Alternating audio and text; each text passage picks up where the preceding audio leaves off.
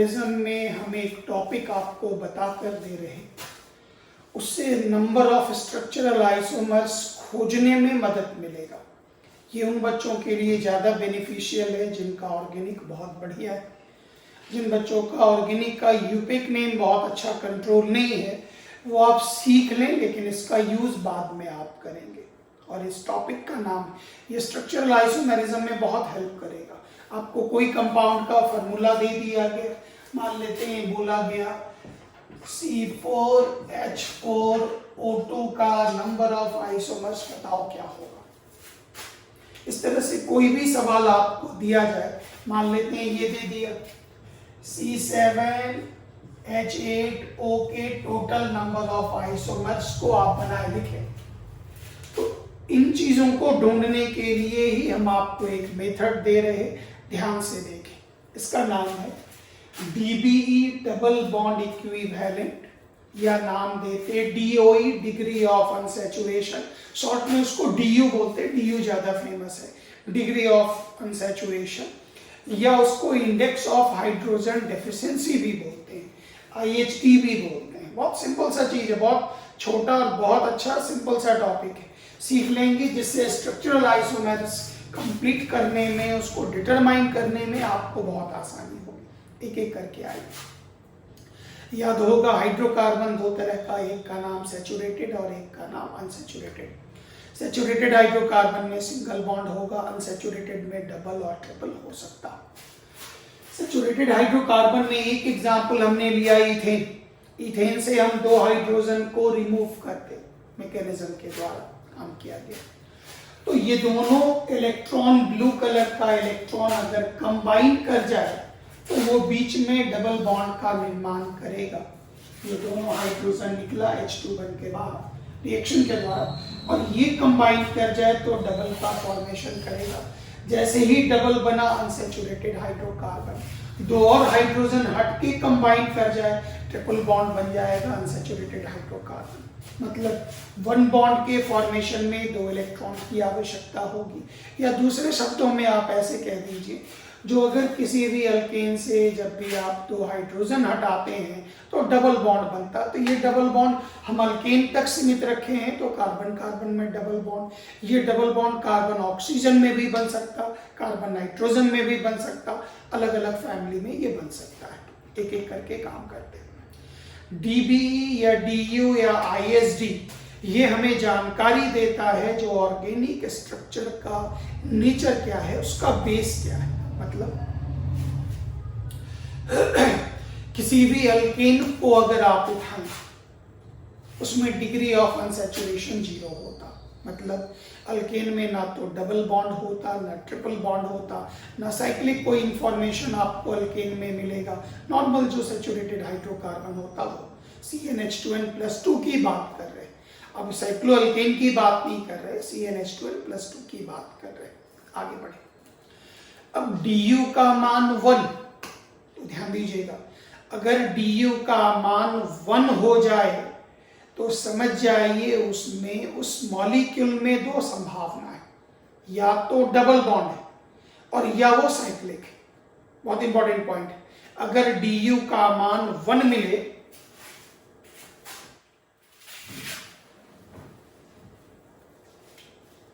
अगर DU का मान 1 मिले तो दो संभावना है, या तो डबल बॉन्ड है और या फिर वो साइक्लिक है।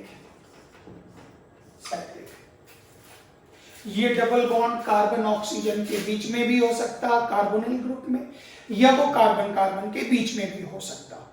नेक्स्ट, अगर DU का वैल्यू 3 हो जाए,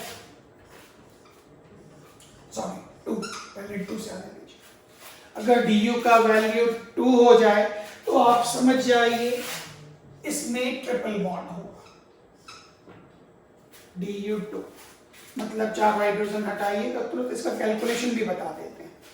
समझ जाइए वो ट्रिपल बॉन्ड होगा। DU2 का मतलब ट्रिपल बॉन्ड होगा। This is the example. अब DU2 को आप ऐसे भी लिख सकते हैं 1+1। 1 के लिए आप लिख सकते हैं साइक्लिक, क्यों? क्योंकि DU1 साइक्लिक का होता और 1 के लिए आप अल्किन भी लिख सकते हैं। मतलब अगर DU का वैल्यू 2 है तो ट्रिपल बॉन्ड के साथ साथ साइक्लिक अल्किन भी हो सकता। DU का वैल्यू 2 होने पर 1+1 दो साइक्लो कंपाउंड को आप जोड़ दीजिए तो वो कहलाएगा बाईसाइक्लो। और स्पाइरो कंपाउंड, इसका अलग से नॉमेनक्लेचर आप किए होंगे, नहीं तो इसका क्लास अलग से मिल जाएगा।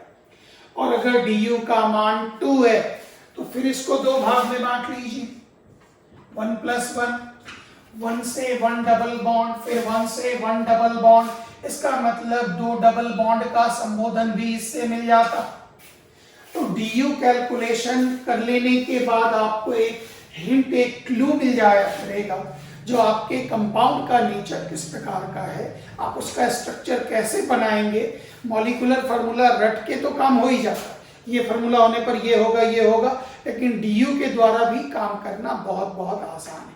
आइए मेथड 1, DU कैलकुलेट करने का नियम बहुत, पहला मेथड बहुत आसान, दूसरा मेथड है उसमें अलग अलग केस है, आपको जो मेथड अच्छा लगे उसको आप फॉलो कर लीजिए। DU या DBU दोनों में से जो DU नाम थोड़ा इजी लगता है इसलिए वो यूज कर लेते हैं। Is equal to summation of n into v minus 2/2+1। फिर n is the number of atoms, जिस एटम का आप चित्र करेंगे एग्जांपल से क्लियर करते हैं। v is the valency of that atom, उस एटम की वैलेंसी। मान लेते हैं किसी कंपाउंड में आपके पास इस तरह का कोई फॉर्मूला है, देखते चलेंगे, इससे कैलकुलेशन में टॉपिक के अंदर आपको मदद मिलेगी। मान लेते हैं एक फॉर्मूला है C3H6O, ठीक है। इसमें नंबर ऑफ एटम कार्बन का कितना है? 3। कार्बन की वैलेंसी कितनी है? 4 माइनस 2 प्लस, नीचे वाले यूज कर रहे हैं। हाइड्रोजन की संख्या कितनी है? 6। हाइड्रोजन की वैलेंसी है, this V is the valency V2। Hydrogen की वैलेंसी 1, तो 1 माइनस 2 प्लस ऑक्सीजन की संख्या 1, ऑक्सीजन की वैलेंसी 2 माइनस 2। इस पूरे का बाई 2 कीजिए और लास्ट में क्या जोड़ेंगे? +5। बस यही कैलकुलेट होता DU का। ऐसे ही हम इसका कैलकुलेशन करते हैं, एक एक करके चेक करें। C3H6O लकली वही एग्जांपल है जो यहाँ पर कैलकुलेट कर लीजिए। 3, कार्बन की valency 4 minus 2 plus 6, 1 minus 2 plus 1 into 2 minus 2। Simple mathematical काम कर लीजिए। अंत में आपको DU का वैल्यू कितना मिला? 1। DU का वैल्यू 1 मिलने का मतलब हो गया इस कंपाउंड में डबल बॉन्ड, साइक्लिक भी हो सकता है, डबल बॉन्ड भी हो सकता है। इसे आइसोमेरिज्म खोजने में आपको आसानी होगी। एक एक करके हम इसका पूरा हिंट भी आपको देते जा रहे हैं, ध्यान से देखते चलें। नेक्स्ट अगला DU कैलकुलेट करें, फिर बताते हैं इस DU1 से हम क्या क्या कर सकते, क्या क्या जानकारी मिलती, ये हम आपको बता कर दे। C4H8O, very very simple. Carbon 4, carbon की वैलेंसी 4 माइनस 2 प्लस 8, हाइड्रोजन की वैलेंसी 1 माइनस 2 प्लस 1, ऑक्सीजन की संख्या 1, ऑक्सीजन की वैलेंसी 2 माइनस 2/2। पूरा कैलकुलेट कर लीजिए सिंपल मैथमेटिकल फॉर्म में। DU is equal to 1। DU1 का मतलब हो गया, ये आपको हिंट दे रहा, इसमें ऑक्सीजन है, कार्बन ऑक्सीजन के बीच में डबल बॉन्ड, कार्बन कार्बन के बीच में डबल बॉन्ड या साइक्लिक, ये हिंट आपको देते जा रहा है। इस हिंट पर, इस संकेत पर आप काम करते जाएंगे। अब आप यहां पर देखिए C6H6 का DU, तो जैसे इसका DU निकाले तो कार्बन की संख्या 6, कार्बन की वैलेंसी 4 माइनस 2 प्लस 6, ये नंबर डाल दीजिए 6, हाइड्रोजन की वैलेंसी 1 माइनस 2/2 प्लस 1, पूरा काम कर लीजिए, DU इज इक्वल टू 4। तो आप बेंजीन को जरा चेक करें। बेंजीन का ये स्ट्रक्चर सबको पता होगा, ध्यान दीजिएगा। साइक्लिक होने के कारण इसमें डी का वैल्यू 1, डबल बॉन्ड 1 इसके लिए भी 1, यहाँ डबल बॉन्ड इसके लिए भी 1, डबल बॉन्ड इसके लिए भी 1, पूरे को ऐड कर दीजिए तो डी का वैल्यू कितना मिला, इज इक्वल टू 4। तो जब भी डी 4 मिल रहा हो किसी भी कंपाउंड का, तो एक हिंट आपको मिल गया जो बेंजीन या बेंजीन के रिलेटेड कोई कंपाउंड हमारे पास है। जैसे एक एग्जांपल आप यहाँ देखें, ये आपको बहुत मदद करेगा कंपाउंड को ढूंढने में, इसलिए ये बहुत डिफिकल्ट लगे तो आप उसको अभी छोड़ के रखेंगे। बाकी जिनको समझ में आ रहा, थैंक यू वेरी मच। इस कंपाउंड के लिए भी आप डी निकाल ले। जैसे ही डी आप इस कंपाउंड का निकालेंगे, डी का वैल्यू 4, जैसे ही डी आप निकाले डी का वैल्यू आपको 4 मिला।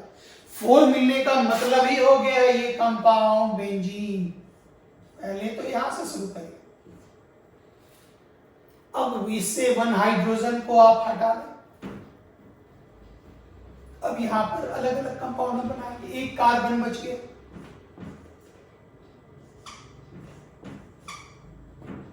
ठीक है। अलग अलग जो भी फैमिली जैसे मान लेते हैं ये ले लीजिए। तो हमारे कहने का मकसद है जो डी निकालने से ये हिंट आपको मिल जाएगा, जो अगर डी का वैल्यू 4 है इसका मतलब आप उस फॉर्मूला से एरोमेटिक कंपाउंड ढूंढना स्टार्ट करें। ये डी के लिए एक बहुत इंपॉर्टेंट पॉइंट है, इससे बहुत हेल्प मिलेगा। आगे बढ़िए। मेथड नंबर 2, सेकेंड मेथड देखते जाइएगा, अगर ये डिफिकल्ट लगे तो फर्स्ट मेथड से ही काम करते जाइएगा। इसमें कहा जाता है हम आपको जिस ऑर्गेनिक कंपाउंड का फॉर्मूला दे रहे हैं उतने ही कार्बन का अल्केन बना लीजिए। हम जो भी मान लेते हैं, हमने आपको फॉर्मूला दिया C6, हमने फॉर्मूला दिया C6H6, तो आप 6 कार्बन का अल्केन बनाइए, याद होगा CnH2n+2, तो 6 का डबल 12+2 इज इक्वल टू 14। आप ये ढूंढिए जो हाइड्रोजन की संख्या, हाइड्रोजन की संख्या कितना और हाइड्रोजन डालकर हम यहां पहुंच सकते, उस नंबर को देंगे डेल्टा NH। तो 6 में 8 आप ऐड कीजिएगा तो आप कहां पहुंचिएगा 14। इसका मतलब इसका du is equal to delta NH/2 is equal to 8/2 is equal to 4।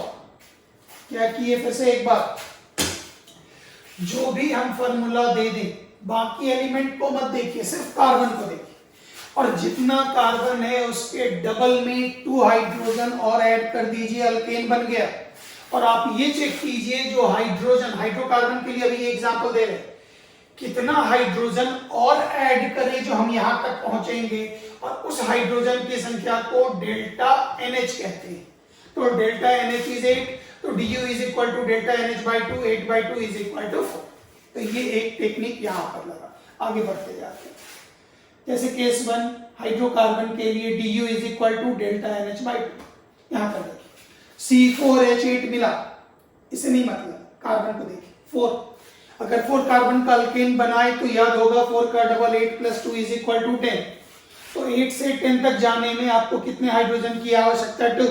Delta NH is equal to 2, du is equal to delta NH/2 is equal to 2/2 is equal to 1। तो इसका मतलब हो गया इसमें एक डबल बॉन्ड, और याद कीजिए या तो एक डबल बॉन्ड या साइक्लिक, या तो एक डबल बॉन्ड या साइक्लिक। तो ये हिंट आपको du बहुत मदद करके देगा। कोशिश कर रहे हैं ताकि इस विधि से अगर आप स्ट्रक्चरल आइसोमर्स कवर करें तो बहुत मजा आएगा। इन कंपाउंड्स के लिए आप खुद से du निकालते जाएंगे। जैसे गौर करिए, एक नाम सुना होगा फुलरिन, एक नाम सुना हुआ होगा फुलरिन, बकमिनिस्टर फुलरिन, C60। अब बोलता है C60 का du निकालो। DBE थोड़ा बड़ा लगता है इसलिए सब जगह हम du ही यूज कर रहे हैं। पूछा है बताइए du निकालो क्या होगा, डिग्री ऑफ अनसैचुरेशन बताओ क्या होगा। तो गौर करिए इसमें हाइड्रोजन 0, 60 कार्बन का अगर आप अल्केन बनाएंगे तो 60 into 2 is equal to 120 plus 2 is equal to 122 is equal to 122। यहाँ हाइड्रोजन 0, वहां हाइड्रोजन 122, इसका मतलब delta NH is equal to 122। तो delta NH by 2 is equal to 122 by 2 is equal to 61। इसका मतलब हो गया 61 इसका निकला। अब इसके पूरे ढांचा में फुटबॉल में जाएंगे तो इतने वैरायटी का साइक्लिक रिंग बनाएगा, साइक्लिक स्ट्रक्चर ये मिल करके बनेगा। तो यहाँ पर खाली आपको DU कैलकुलेशन के लिए पॉइंट बताया जा रहा है। अब आप किसी भी हाइड्रोकार्बन में अगर DU1 मिल रहा, समझ जाइए देयर इज डबल बॉन्ड या साइक्लिक भी। अगर ट्रिपल बॉन्ड DU1 होने पर साइक्लिक भी, ट्रिपल बॉन्ड होने पर DU का मान 2 होता है। हाइड्रोकार्बन के लिए काम कर रहे हैं। अब इसके लिए DU निकालना है, ऐसे ही बहुत सिंपल है, गौर करिएगा। एक double bond DU is equal to 1, इसमें triple bond DU is equal to, या ऐसे समझ लीजिए, डबल के लिए 1, इसके लिए भी 1, 1 प्लस 1 इज इक्वल टू 2, ऐसे। इसके लिए DU निकालना है, ये डबल बॉन्ड दिख रहा 1, ये भी दिख रहा 1 प्लस 1 इज इक्वल टू 2। इसके लिए ट्रिपल बॉन्ड के लिए DU का value 2 plus 1 is equal to. अब इसके लिए DU गौर करिएगा, एक साइक्लिक 1, फिर ये साइक्लिक, यहां पर ये बॉन्ड नहीं रहेगा, ये हटा देते हैं, रिमूव कर देते हैं। ये नेफ्थलीन मॉलिक्यूल था,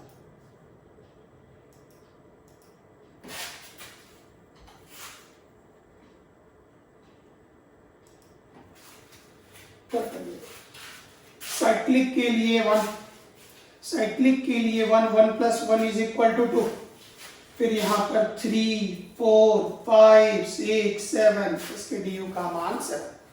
फिर नेक्स्ट आई बेंजीन का, तो DU आप निकाल ही चुके। इस कंपाउंड का DU देखें, साइक्लिक के लिए 1, double bond 2, double bond 3, double bond 4, 5, इसके DU का मान 5। इसके लिए DU खुद निकालें, 1, 2, 3, 4, 5, साइक्लिक के लिए 1, पूरा एकदम आराम से चेक कर सकते हैं।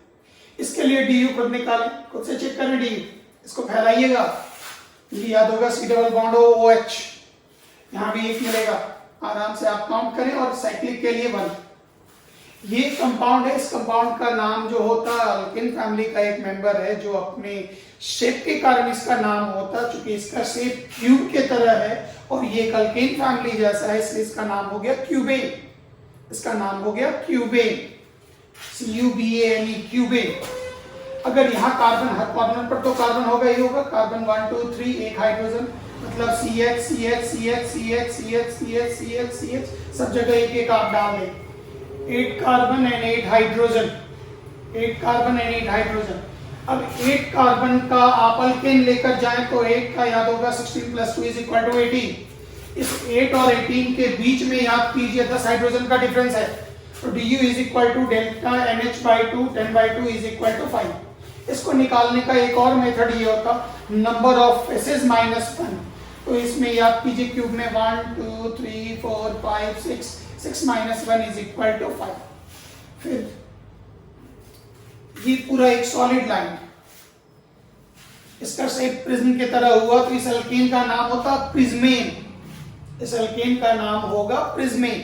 प्रिज्मेन का DU कैलकुलेट करना, तो गौर करिए, carbon carbon carbon carbon carbon carbon, valency इसको अगर गौर करिएगा, खुद से बनाइएगा, वैलेंसी 1 2 3, मतलब CH CH CH CH CH CH, 6 carbon 6 hydrogen, automatic है C6H6 का DU आप पहले ही निकाल चुके, इज इक्वल टू 4। कैलकुलेट करते जाना। अब आइए केस नंबर 1, एक ऐसे ऑर्गेनिक कंपाउंड, ये मेथड नंबर 2 की बात कर रहे हैं। मेथड नंबर 1 जो है, आप उससे कंफर्टेबल हो तो वही बनाइए, और 2 कंफर्टेबल हो तो मेथड 2 बनाइए। केस नंबर 1, इसमें कहता है अगर आपके ऑर्गेनिक कंपाउंड के फार्मूला में हाइड्रोकार्बन के बाद आगे बढ़ गए, कोई ऐसा एलिमेंट मौजूद है जो मोनोवैलेंट है, जिसकी वैलेंसी 1 है, तो ऐसी हालत में आप उसको हाइड्रोजन की इक्विवेलेंट माने, क्योंकि हाइड्रोजन की भी वैलेंसी कितनी है 1, तो इसको आप हाइड्रोजन की इक्विवेलेंट मान लें, मतलब 2 क्लोरीन के जगह पर 2 हाइड्रोजन डाल दें, तो ये क्या बन गया C4H6। अब आइए 4 कार्बन का अल्केन C4H10 CnH2n+2, तो 6 से 10 में गए, इसका मतलब 4 hydrogen, delta NH is equal to 4, DU is equal to 4 by 2 is equal to 2। Next C2FClBri, इसका बोलता है DU निकालो। तो DU निकालने के लिए गौर करिए, क्लोरीन की वैलेंसी 1, क्लोरीन 1, ब्रोमीन 1, आयोडीन 1। तो जब मोनोवैलेंट एटम कोई भी मौजूद हो तो आप उसको हाइड्रोजन मानेंगे। तो ब्लू कलर F के जगह पे ब्लू कलर का हाइड्रोजन, Cl रेड के जगह पे रेड कलर का, Br ऑरेंज ये वायलेट के तरह, और ये ग्रीन के तरह आपको ये मिला, मतलब C2H4। याद होगा सी अल्कीन का फार्मूला C2H6। C2H6 का मतलब हो गया कितने की कमी, 2 हाइड्रोजन और जोड़ेंगे delta NH2, du is equal to 2/2 is equal to 1। इसका मतलब C2H4 में एक डबल बॉन्ड होगा। बाकी का du आप खुद से कैलकुलेट कर लेंगे, हम आंसर आपको बताते चलेंगे। नेक्स्ट आइए अगला केस। अगर ऑर्गेनिक कंपाउंड में आपको कोई भी डाइवैलेंट एटम, बाइवैलेंट एटम मतलब एक ऐसा एटम मौजूद हो जिसकी वैलेंसी 2, तो जैसे ऑक्सीजन और सल्फर, याद होगा इन दोनों की वैलेंसी 2 होती है। कहते हैं इस तरह का कोई भी एटम मौजूद हो तो आप उसको इग्नोर करें, नेग्लेक्ट करें, बाहर निकाल दें, मतलब दोनों ऑक्सीजन गेट आउट, बाहर निकाल दीजिए। ऑक्सीजन को जैसे ही आपने बाहर निकाला ऑटोमेटिक है फार्मूला हो गया C2H2, और C2H2 याद कीजिए 2 कार्बन का अल्केन C2H6, 2 से 6 में जाने में कितने का difference 4, du is equal to 4/2 is equal to 2। इसका मतलब हो गया, याद होगा एसिटिलीन में एक ट्रिपल बॉन्ड या 2, एक ट्रिपल बॉन्ड ही, क्योंकि कार्बन तो 2 ही है इसलिए 2 डबल बॉन्ड तो हो नहीं सकता इस केस में। अब इन जगहों पर गौर करिए, ये सबका होमवर्क है, आपको खुद से कैलकुलेट करना है। गौर करिए 2 ऑक्सीजन बाहर, सिर्फ C, 2 ऑक्सीजन बाहर, 2 ऑक्सीजन बाहर, लेकिन क्लोरीन की वैलेंसी 1, इसको लेना है तो C6H4, इसको बाहर Cl2, इस Cl2 को आप मान लेंगे हाइड्रोजन, तो 2 hydrogen, 4 + 2 is equal to 6, C6H6।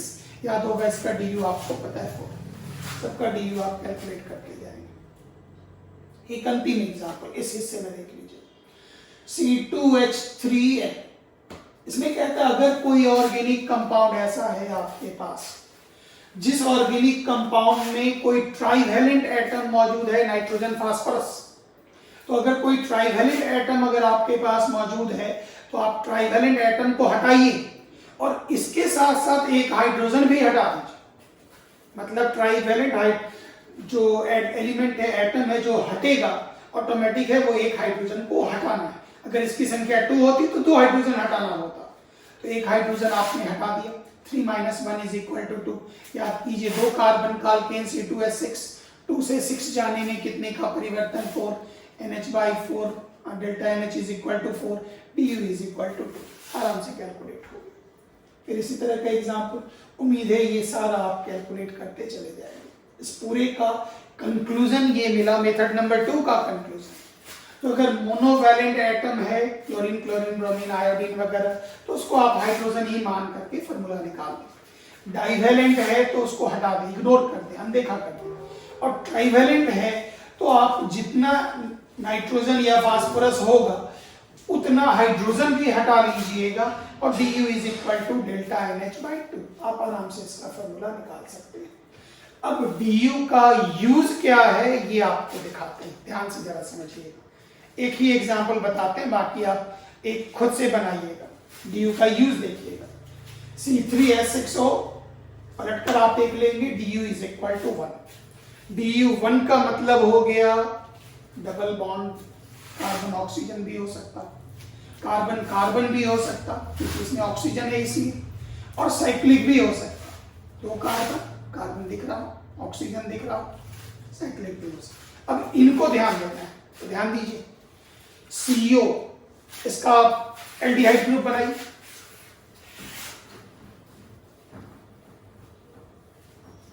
Group देते जाते हैं जिससे स्ट्रक्चरल आइसोमेरिज्म में बहुत मदद मिलेगा।